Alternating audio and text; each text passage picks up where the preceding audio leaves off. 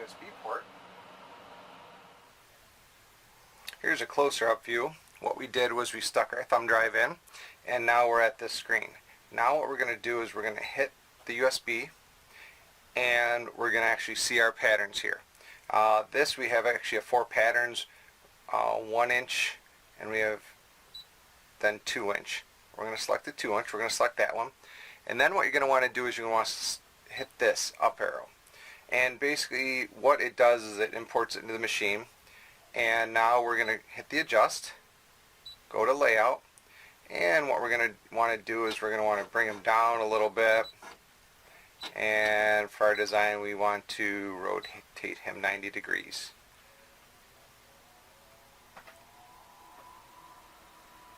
And then what you're going to want to do is hit the back, then you're going to want to go to this, and if you hit this, it traces it out on the actual machine. That's a real easy way to make sure that it'll fit on your fabric, on your towel, whatever you're really looking for there. That's something that's really something you're going to really want to do. Then after that, you're just going to want to put the handle down and hit the green button here, just like always. And basically that's it. It's really not that hard. Go ahead and thread the machine. And I've got my embroidery thread on there and the little spool cover, and I'm using the smallest spool cover. And when you put it on like that, you want to make sure that the thread's not caught between the spool and the spool cover.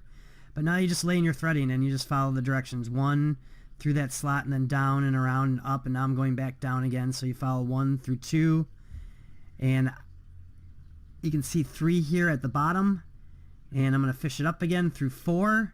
And then it's just going to lay straight down, and you might be able to see I was holding it with my right finger there to help keep it taut.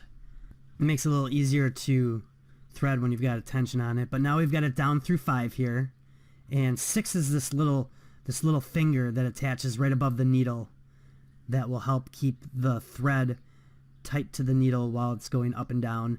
And then you'll feed it through that little catch, and then through 7, and now you'll be able to thread it with the little lever on the left. You'll pull it down and it'll snap into place.